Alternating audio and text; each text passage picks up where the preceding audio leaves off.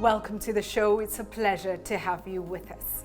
Now, this week we feature one of Africa's youngest billionaires, Ugandan Ashish Thakkar. He talks about his journey to success and the potential on the African continent. You also get to have your say. And we have Africa's top 10.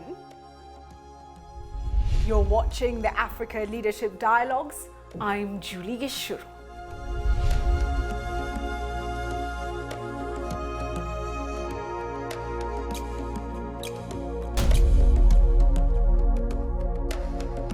Ugandan Ashish Thakkar has built a conglomerate with interests in IT, real estate, and manufacturing as well.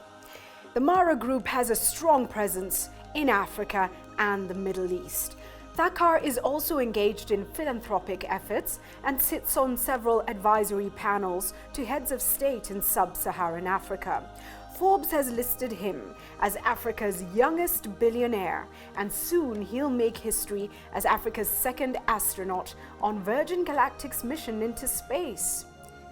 But how did this young African, who with his family fled the genocide in Rwanda, achieve such incredible success? Let's get straight to the story of Ashish Thakkar.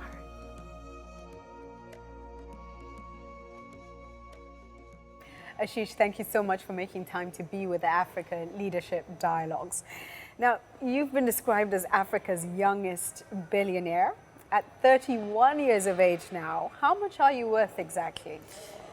I've got no idea, and frankly, I don't even agree with that title. I think I've said before that I think it's such a wrong measurement, that wealth being a measurement of somebody is really the wrong thing, and being labeled as Africa's youngest billionaire is not the best thing. I think, I'd rather be known as just a young entrepreneur who started with nothing, who's now still trying to create its mark.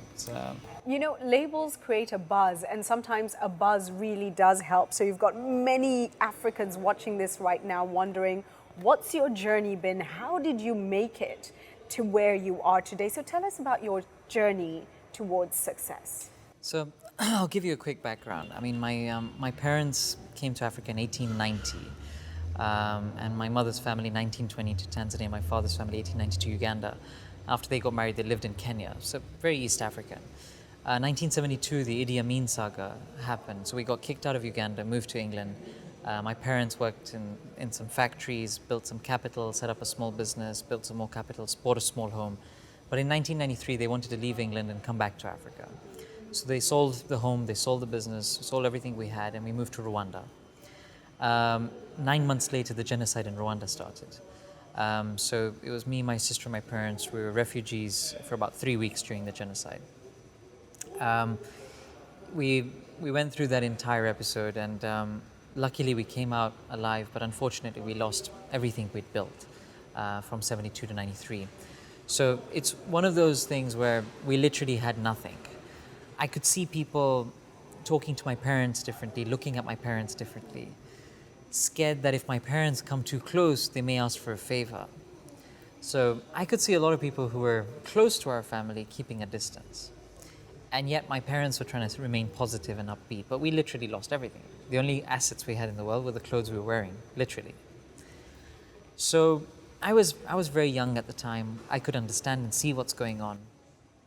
And I think I wanted to do something about it, and I needed to do something about it. How old exactly? I was 15 at that time when it really started affecting me. So I quit my school when I was 15 years old. What year were you in? What class were you in? I was in senior 3. So you quit school? I quit school. I took a few $1,000s loan, and I set up a little IT business. I loved computers. So I really loved computers. So I would fly to Dubai. So with a part of the money that I borrowed, I used a part of it to buy a ticket to Dubai, a part of it to pay 1 month rent in a shop, and buy some furniture. And the remaining very little capital that I had, I went to Dubai and filled my suitcase with IT stuff. And so on a Saturday, Sunday, I'd go to Dubai, fill my suitcase, and Monday to Friday, I'd come back and sell it in Kampala. And I was the only employee. So every time I sell something and I have to go and deliver it, I lock the shop, jump into Matatu with the goods. And you were doing this between what ages? When I was 15. So your parents really gave you a lot of leeway at a very young age. The deal I had with my parents was that I try and do this. I try it for a year, see how it works. If it doesn't work out, I go back to school and a year below my friends. So I still have that option open. So that's how the deal I had with my parents, which was really cool of them to allow me to kind of do that. But their whole thing was that you have to do it alone because they didn't want me to become a part of their little business that they had started, which was a trading shop. So I was doing this and I had no staff at all. So I'd literally sell something, lock my shop, go in a matatu, go deliver it, install it, and then come back, open my shop again and wait for my next sale. So every Monday to Friday I'd sell the goods, and Saturday, Sunday I'd fill my suitcase in Dubai and bring it back because I didn't have enough money to keep enough stock. I didn't have enough money to do an air cargo. So I did that for about 4 months. And then I started telling the suppliers in Dubai, I said, can you please give me credit because then I can grow faster. But they said, no, but you're in Africa, I mean, you'll disappear. Right? You're not going to come back and pay us. So I saw so many people from Africa doing exactly the same thing in Dubai. So I asked them, I said, how do you guys get credit? And they said, no, we don't. They don't give us credit. They don't trust us. So I said, okay, the solution to that was to set up a business in Dubai and to give local post-dated checks. That was the only way to get credit. So I told them I'd set up a business in Dubai, but I want to supply to all of you and I'll give you credit as long as you promise to pay me back. So I set up a business in Dubai, and before I gave credit to these different entrepreneurs across Africa, I went to their countries. I went to Nigeria, Ghana, Tanzania, Zambia, Kenya, South Africa, Ethiopia, DRC, and I'd go and stay with them and spend some quality time with them. And then I'd tell them, look me in the eye and promise you're going to pay me back because I don't have the money to come after you, right? And you won't believe, Julie, we didn't have one bad debt. Like everybody paid back, right? But that then was our turning point because that gave us the ability to really understand these countries. And as Africa, we're really one, but as these various different countries, we're very different. Our histories are different, our cultures, our mindset, our approach, our aggression. I mean, everything is very different. Within countries, our tribes are so. I mean, we have regional such diversity locally that regionally, naturally, we're going to have so much diversity. But we started understanding that as Mara very early on. So when I was 15, I was traveling around in 1996, and that's how we really began. That's a fascinating journey, and as a parent, I can tell you it's a real challenge to consider giving that kind of independence to a child at just the young age of 15. So I'm going to ask you in just a short while if you do the same with your children. But first, it's amazing that you started so young. It's amazing that you were penetrating the African continent. A lot of African businessmen and women are very concerned about the thoughts of crossing the border. But the Mara Group now, of course, has a strong presence in Africa. How many countries are you in at the moment? And what inspires you most about the continent? What's most exciting about Africa for you? As Mara Group, we're in 19 African countries. We have about 7,500 employees in Africa now, ranging all different types of sectors. The thing that excites me the most is I've seen a transformation, I've seen a transition where I think we've got such a huge opportunity in every single element. When you think about infrastructure, people keep on complaining about the infrastructure issues. But that actually creates a huge opportunity as well. Infrastructure is not going to be built overnight.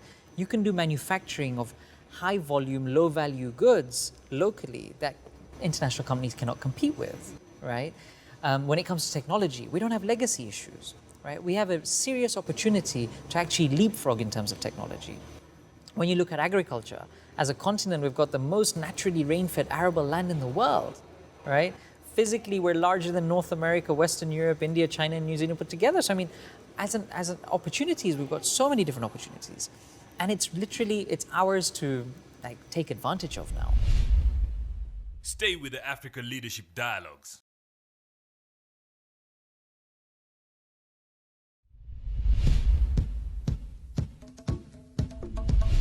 Do you think the biggest challenge to the growth of business on the African continent is the skepticism and the fear about doing business in our own continent?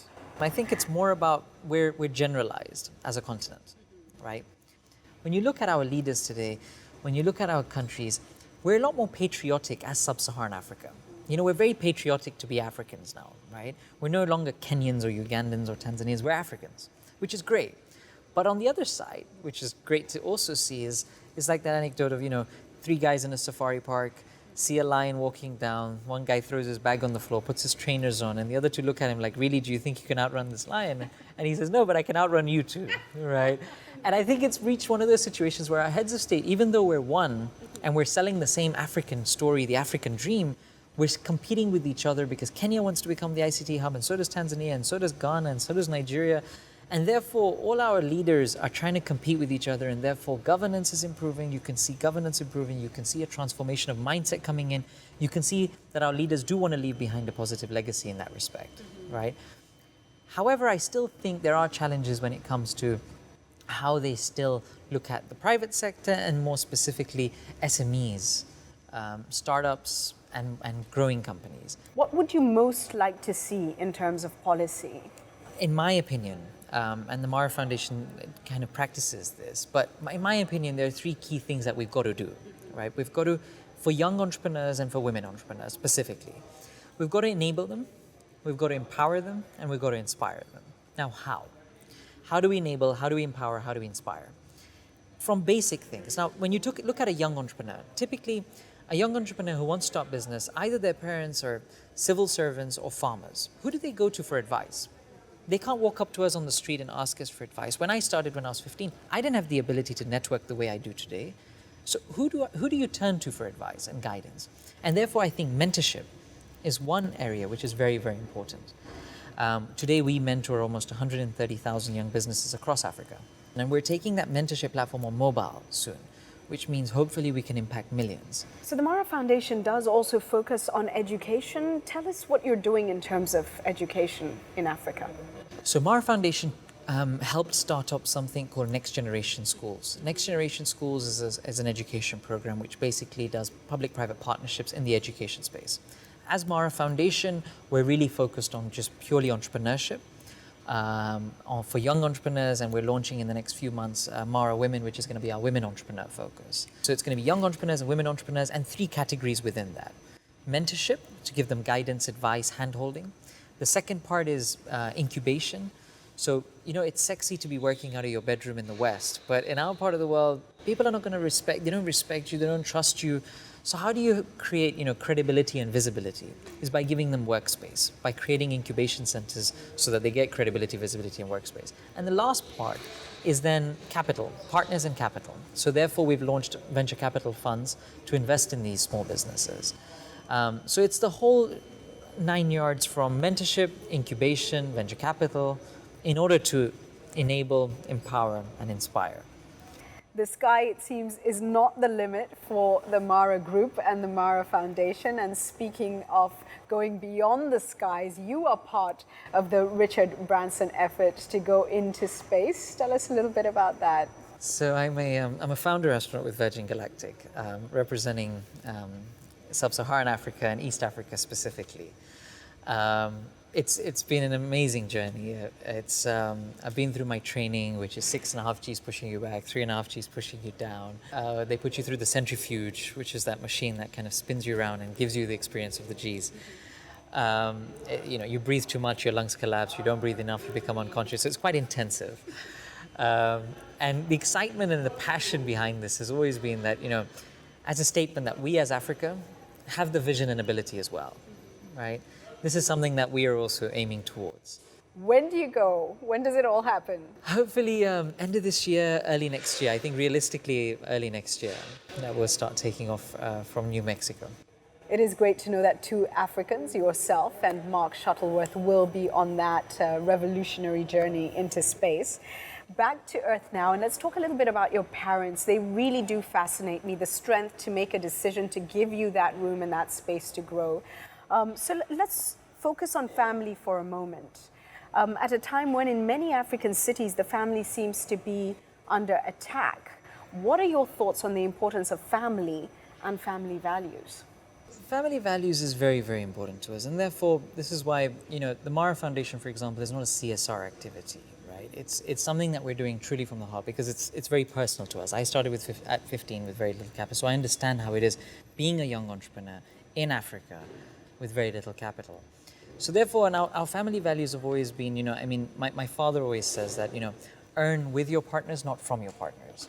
Like in the sense that it's a matter of being very transparent, being very honest, being hardworking. What goes around comes around. When you do a good thing, when you do one good thing, 5 good things come your way. So it's always been that do good attitude, but also in a very positive mindset. That whatever happens is for the best. If something didn't work out, it wasn't meant to work out, right? So keep at it. Don't give up. And so I've been very lucky that we've had my spiritual leader, Morari Bapu, has played a huge part of my life. He's a major inspiration to me, and his core teaching is truth, love, and compassion. And it just keeps you really grounded and keeps you really basic. Truth, just honest, just be honest. The love part, just love everyone. And compassion, when you're compassionate towards others, things always work out in the best. So Ashish, would you let your 15-year-old son explore and adventure as you did? I think, it's very important to let children and even elders do what they love and do what they really want to. If I would stop him at that time, if my parents stopped me, there would always be that regret, even in my mind, that, what if? The what if would always remain. I think being practical and letting them do what they want, I think is the best way. If it doesn't work out, it's not too late. They'll lose a year or 2 years of their life, but they're going to otherwise regret it for 20 years of their life. So why not just let them do it, right? So I would absolutely let it happen. Right now, there are lots of Africans who just want to understand how to have the guts and the bravery to just do it. They need some words of advice and inspiration.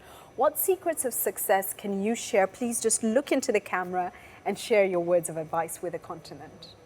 I think it's very important to start small but think big. Always have a dream. Always go for it.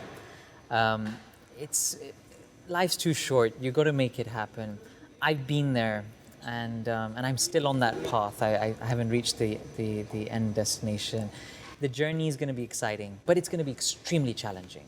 You're going to get knocked down continuously. You have to get up, dust yourself off, get back to it. But just keep at it. Be honest. Be hardworking. Be ethical, and love what you do. Don't do anything you're not going to enjoy. You have to love what you do. Well, you haven't said it, but I've never seen you without a smile on your face. So I'm sure being optimistic and just smiling through it all is part of being a winner, in spite of any challenges and difficulties. Finally, what's your vision and hope for Africa? Paint a picture for me. Africa, 5 years from now, what's your ideal Africa going to look like? I want to see a self-sustainable Africa. I want to see an Africa that's setting a new benchmark for the rest of the world. We don't want to follow benchmarks. We want to create our own. We want to write our own story, and we want to make it happen for ourselves. And it's happening. It's happening. Yeah, we can feel it. Absolutely. I can feel it too. Absolutely. Thank you so much, Julie. Thank you very, very much. Thank you. Stay with the Africa Leadership Dialogues.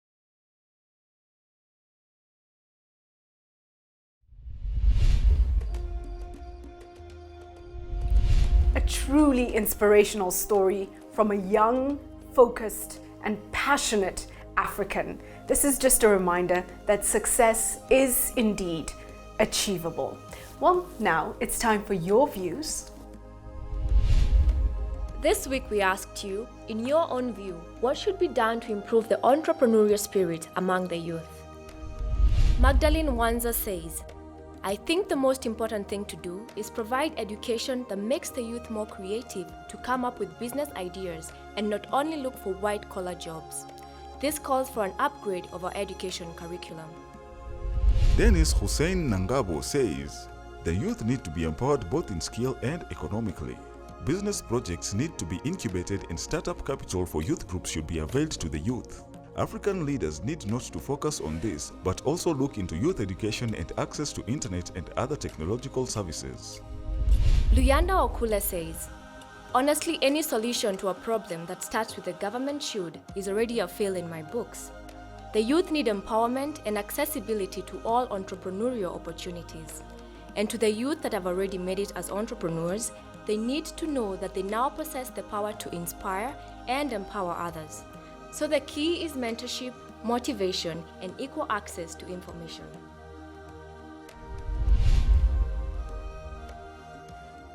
Thank you for sharing your views, and of course we keep the conversation going on social media, so do continue to impart your thoughts on Africa, development, business and opportunity.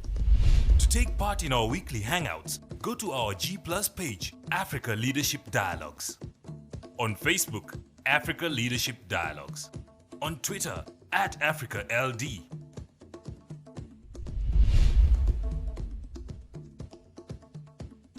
Time now for Africa's Top 10.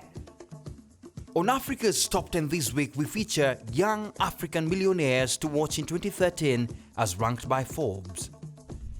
At just 29, Yolanda Cuba was appointed CEO of Mvelafanda Holdings, an investment holding company. Later, when stepping down as CEO, she took up stocks options worth over $10 million. She later accepted a position as executive director at South African breweries. She also serves on boards of several South African blue-chip companies. South African-born Justin Stanford comes in at number 9. After dropping out of high school and experiencing several failed attempts at business, he finally struck it rich by negotiating a lucrative distribution contract from a Slovakian antivirus software package, ESET. His company now operates ESET brand in the region across 20 sub-Saharan countries. At number 8 is Jason Njoku, the Nigerian internet entrepreneur who founded Iroko TV, the world's largest digital distributor of African movies. In early 2012, Iroko TV raised $8 million in venture capital from Tiger Global Management, a New York-based private equity and hedge fund run by billionaire Chase Coleman. Coming in at number 7 is Magate Walde from Senegal, founder of Adina World Beat Beverages, a San Francisco company that manufactures coffee, tea and fruit juices using traditional African recipes and organic ingredients from smallholder farmers in Africa and Asia. Within 5 years of launching, Adina raised over $30 million in venture capital. At number 6 is Kamal Budhabati from Kenya. Kamal is the founder and CEO of Craft Silicon, a $50 million Kenyan software company. Craft Silicon provides software in core banking, microfinance, mobile, switch solutions and electronic payments for over 200 institutional clients in 40 countries spread across 4 continents. Kenyan Mike Masharia is at number 5. He's the founder of 7 Seas Technology, now easily East Africa's most reputable IT services firm. With $50 million in annual sales, the company is a leading provider of integrated business and technology solutions across Africa in the telecom, financial, real estate, service industry and government. 7 Seas is gearing up to get listed in the Nairobi Stock Exchange next year. At number 4 is South African Vinnie Lingham, founder of Yola Inc. The San Francisco-based outfit provides free website building, publishing and hosting services to over 3 million users globally. Yola has attracted over $3 million in venture capital financing. Prior to Yola, Lingham founded Click2 Customers, a successful search engine marketing company with offices in London, Cape Town and Los Angeles. Lingham is a co-founder of Silicon Cape Initiative, along with fellow South African entrepreneur Justin Stanford. At number 3, our guest on the show, Ashish Thakkar, the founder and CEO of Mara Group, a Ugandan conglomerate with interest in financial services, hotels, renewable energy, technology and manufacturing. Annual revenues are approximately $100 million and the group has an active presence in 16 countries on 4 continents.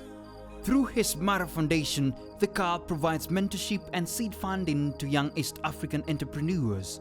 He funds Next Generation Schools, an independent charity focused on improving education quality in disadvantaged secondary schools in Uganda.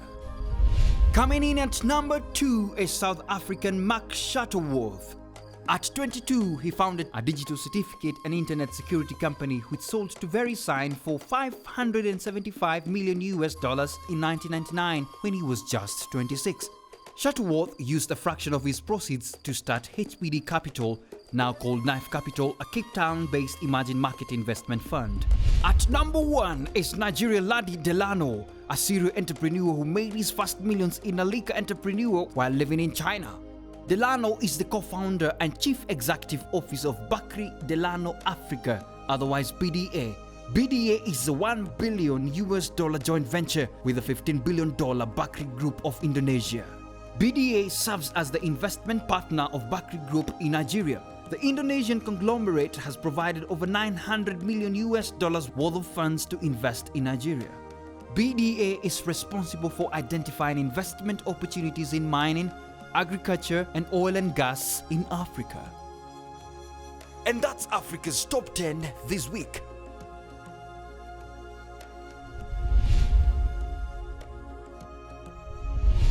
Well, we've already come to the end of the show, and we close this week with the words of South African business mogul Cyril Ramaphosa. He says, "No action is too small when it comes to changing the world. I am inspired every time I meet an entrepreneur who's succeeding against all odds."